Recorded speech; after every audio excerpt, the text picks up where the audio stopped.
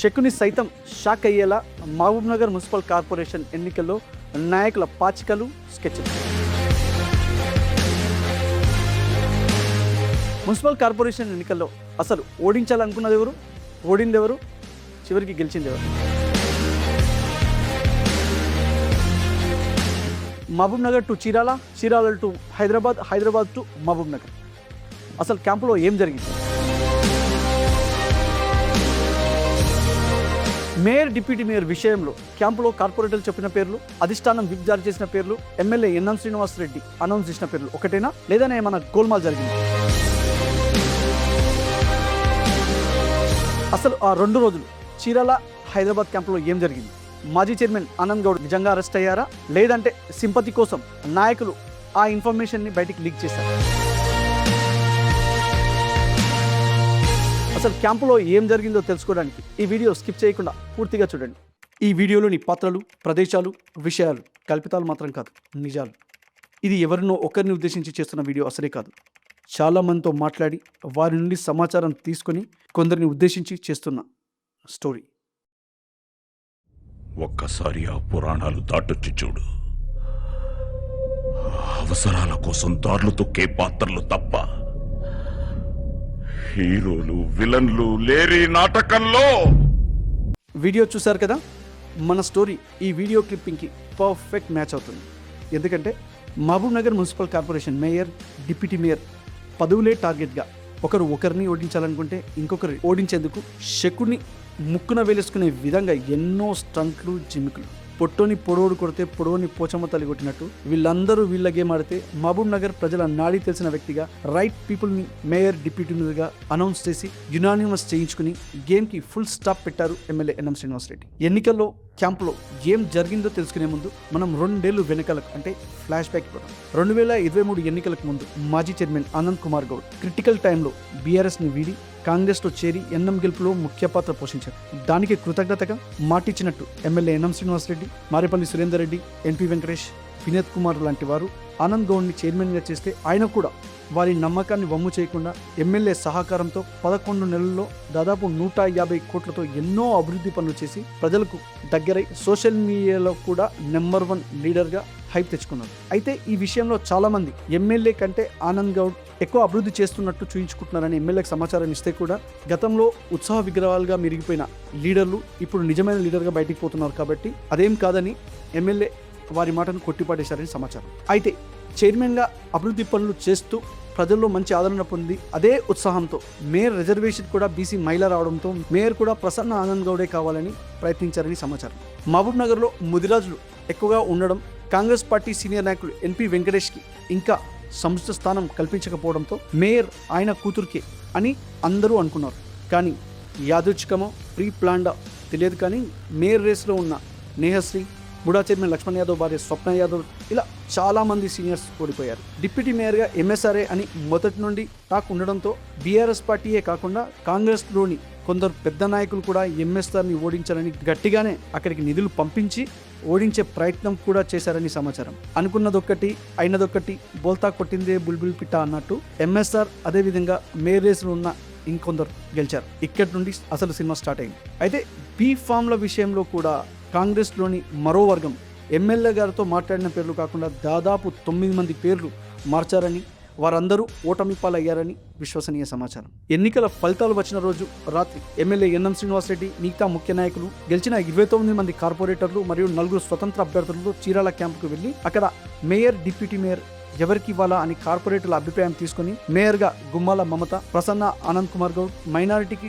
సంబంధించి ఒకరి పేరు కలిపి 3 పేర్లు, అదేవిధంగా డిప్యూటీ మేయర్గా మారేపల్లి సురేందర్ రెడ్డి పేరుని ప్రపోజ్ చేయగా ఇక్కడ ఏదో జరిగిపోతుందని అభద్రతా భావంతో మేయర్ రేసులో ఉన్న ఒక పెద్ద లీడర్ స్వతంత్ర అభ్యర్థులకు ఇంటింటికి 10 లక్షలు పంపించి వాళ్ళ ఇంటి నుండి స్వతంత్ర అభ్యర్థులకు ఫోన్ చేయించినట్టు విశ్వసనీయ సమాచారం. అందులో 2 స్వతంత్ర అభ్యర్థులు మా ఇంటికి పలానా వ్యక్తి 10 లక్షలు పంపించారని ఎమ్మెల్యేకి సమాచారం ఇచ్చారు. అదే సమయంలో క్యాంపులోని మరికొందరు పెద్ద కాంగ్రెస్ నాయకులు పలానా వ్యక్తినే మనం మేయర్ చేద్దామని అభ్యర్థులను బ్రెయిన్ వాష్ చేసే పనిలో ఉన్నారని తెలుసుకున్న ఎమ్మెల్యే క్యాంపును చీరాల టు హైదరాబాద్ మార్చారు.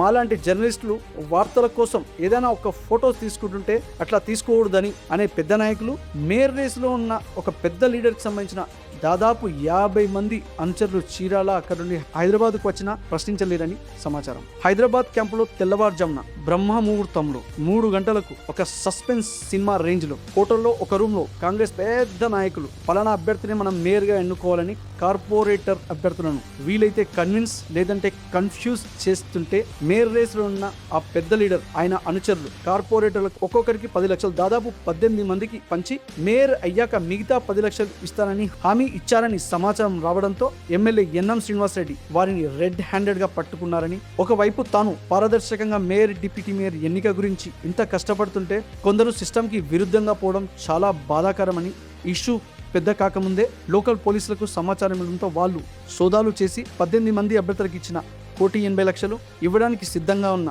1,60,00,000 మొత్తం దాదాపు 3,40,00,000 రూపాయలను తీసుకొని ఎవరైతే పంచిపెట్టారో ఆ నాయకుడికి ఇచ్చి స్వీట్ వార్నింగ్ ఇచ్చి పంపించారని విశ్వసనీయ సమాచారం. ఒకవైపు ఈ తతంగం నడుస్తుంటే మరోవైపు మహబూబ్ నగర్ కాంగ్రెస్ ఓ పెద్ద నాయకుడు తెల్లవారుజామునే కొన్ని సంఘాల నాయకులకు ఫోన్ చేసి మన బీసీ నాయకుడిని అరెస్ట్ చేశారని తప్పుడు సమాచారం ఇవ్వడంతో వాళ్ళు మీడియాకు ఇన్ఫర్మేషన్ ఇచ్చి సింపతి క్రియేట్ చేస్తూ ప్రజలను తప్పుదోవ పట్టించే ప్రయత్నం చేశారని సమాచారం. ఈ విషయంలో ఎమ్మెల్యే కూడా చాలా సీరియస్ గా ఉన్నారని ఇటీవల ఆయన ఒక జర్నలిస్టుల మీటింగ్ లో కూడా మాట్లాడుతూ దాని గురించి మాట్లాడడం మనం చూడవచ్చు.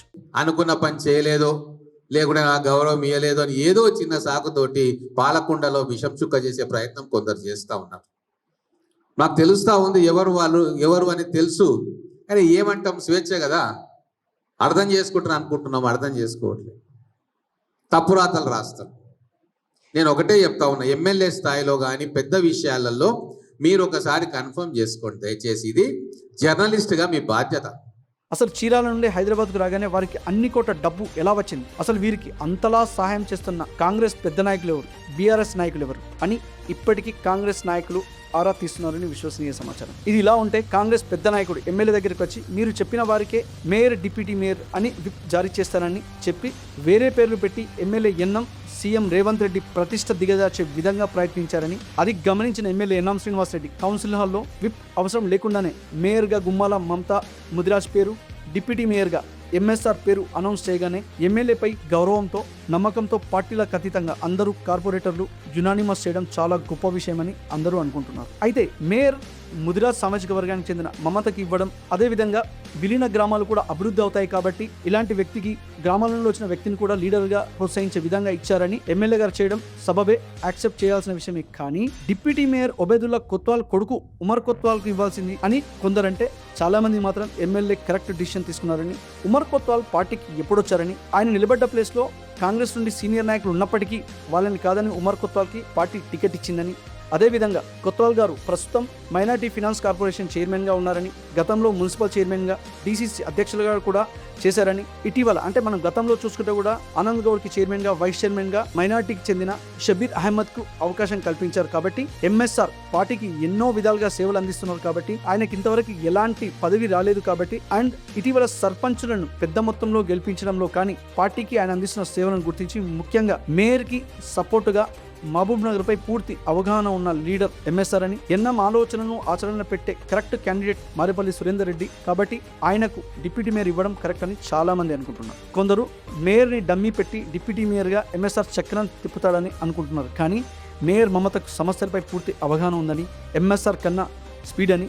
ఇక మేయర్ భర్త గుమాల్ శ్రీనివాస్ ముదిరాజ్ మహబూబ్ నగర్లోని అన్ని వార్డులపై, బస్తీలపై, గల్లీలపై, భూములపై, వెంచర్లపై, గుట్టలపై, చెరువులపై అణువణువు అవగాహన ఉందని, అదేవిధంగా గతంలో దాదాపు 10 ఏళ్లు మాజీ మంత్రి శ్రీనివాస్ గౌడ్, శ్రీకాంత్ గౌడ్కి ముఖ్య అనుచరుడిగా మహబూబ్నగర్ రాజకీయాలను అవపోసపట్టిన వ్యక్తిగా ప్రతి ఒక్కరు గుర్తిస్తారని, అదేవిధంగా వారి రాజకీయం ఏ రేంజ్లో ఉందంటే ఇటీవల కాంగ్రెస్ పార్టీలో జాయిన్ అయ్యి టికెట్ తెచ్చుకోవడం ఒక విషయం అయితే, మేయర్గా కూడా వారు ఎన్నిక కాబడ్డారంటేనే వారి రాజకీయం తెలుసుకోవచ్చని.